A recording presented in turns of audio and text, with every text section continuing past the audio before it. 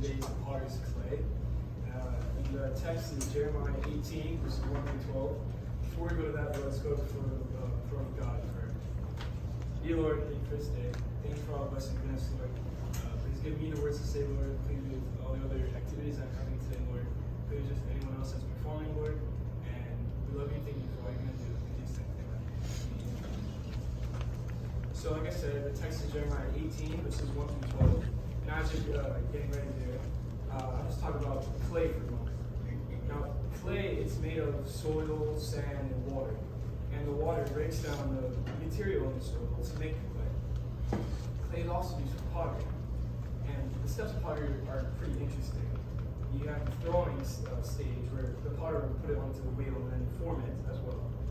And then you have the drying where they'll bake it and it will harden. And then you have the glazing, which is where you get all the nice decorations and stuff on your pottery. Now that we're there in the text, I'll start reading. The word which came to Jeremiah from the Lord, saying, Arise, and go down to the potter's house, and there I will cause you to hear my words. Then I went down to the potter's house, and behold, he wrought a work on the wheels. And the vessel that he made of clay was marred in the hand of the potter. So he made it again another vessel, as seemed good to the potter to make it. And the word of the Lord came to me, saying, O house of Israel, cannot I do with you as his potter? Saith the Lord.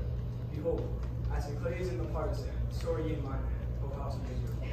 At what instant I shall speak concerning a nation, and concerning a kingdom, to pluck up and to pull down and to destroy it.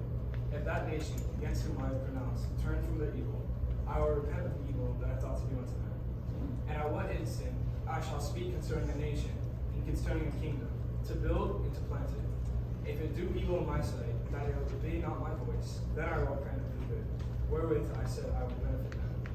Now therefore, go to speak to the men of Judah, and to the inhabitants of Jerusalem, saying, Thus saith the Lord, Behold, I frame evil against you, and devise a device against you. Return ye now every one from his evil way, and make your ways and your doings good. And they said, There is no hope, but we will walk after our own devices, and we will walk everyone after the imagination of his evil heart. And so point one I have today here is the words of the Lord. And I'll read verses 1 to 3 again, just for context. It says, The word which came to Jeremiah and from the Lord, saying, Arise, and go down to the potter's house, and there I will cause you to hear my words. Then I went down to the potter's house, and behold, he wrought work on the wheels. Point A here, for number 1, is the marring of the clay, which we see in verse 4. And the vessel that he made of clay was marred. Now the word marring, or marred, means to impair the appearance of his figure. And we see here that the clay will get marred, and the clay itself will not be as perfectly shaped as it usually is. But sin will do that to us spiritually. It'll mar us spiritually. And that's when the Lord will remake the clay, as we see in point B here, the making of the clay. We'll see this in the second half of verse 4. So it said, So he made it again another vessel, as seemed good to the potter to make it. And we see the Lord will do the same with us. If you're marred, the Lord will reshape you. And the Lord repairs the clay. If the clay is marred, then God reshapes it like he reshapes us. Let us see here's the application to us. And I'll read verses 5 to 10. Then the word of the Lord came to me, saying, O house of Israel, cannot I do with you as his potter, saith the Lord? Behold, as the clay is in the potter's hand, so are ye in mine hand, O house of Israel. At what instant I shall speak concerning a nation, and concerning a kingdom, to pluck up and to pull down and to destroy. If that nation against whom I have pronounced turn from their evil, I will repent of the evil that I thought to do unto them. And at what instant I shall speak concerning a nation, and concerning a kingdom, to build and to plant it. If it do evil in my sight, that it obey not my voice, then I will repent of the good, wherewith I said I will benefit them. And here we see that the Lord wants Israel to change from their evil way here. And we see the Lord gave Jeremiah an illustration here as when he went to the potter's house. And then he told Jeremiah what he wants him to do for Israel. And if you take one step to change, God will take all the other steps towards you. Now we see here, point 2, we see the walk of Israel. And we can tell they weren't walking with God. And if you haven't read your devotions or prayed in a while, then you probably aren't. And you and God might have grown distant, which is what we see with Israel here. In verses 11 and 12, I'll read those now. Now therefore go to speak to the men of Judah and to the inhabitants of Jerusalem, saying, Thus saith the Lord, Behold, I frame evil against you, and devise a device against you. Return ye now every one from his evil way, and to make your ways and your doings good.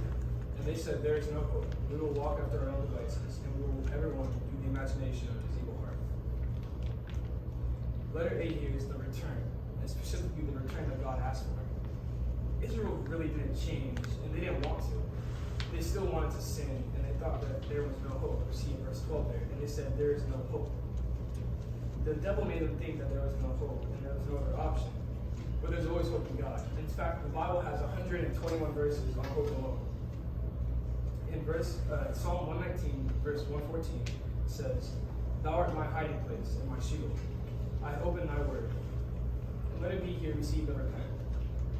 When the clay gets hard in real life, it'll break and it can't be fixed. I don't know if you've ever accidentally knocked over your mom's favorite vase or something like that, and maybe you try to put it together or whatever. But it wouldn't have been the same as it once was. And see, we can see that the same thing happens to us when our hearts get hard, and you've been going down the wrong path. Then you can shatter, and the Lord will still pick you up and use you, but you won't be the same as what you're supposed to be. So we just have to remember that we need to make sure that our hearts are soft, just like the clay.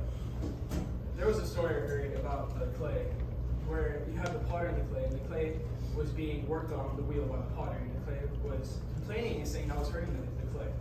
So the potter was just saying, just watch and wait and see. And then the potter put the clay into a furnace, and the clay said, stop, it's burning me. But then the potter said, wait and see. And then the final step, the potter had painted the clay after it was hardened. And only then did the clay see what the potter actually had in store for it, and how it was beautiful now. And we can see that God does the same thing with us. We may see in our current situation, we may say, Lord, why is this happening? But later on down the road, we can look back and see that the God always had it for good. Let's pray. Dear Lord, thank you for this day. Thank you for all blessing us, Lord. Again, please with any other performances happening, Lord. Thank you for giving this to me, Lord, and let me share this, Lord. And I love you. Thank you for all you've done. In Jesus' name, amen.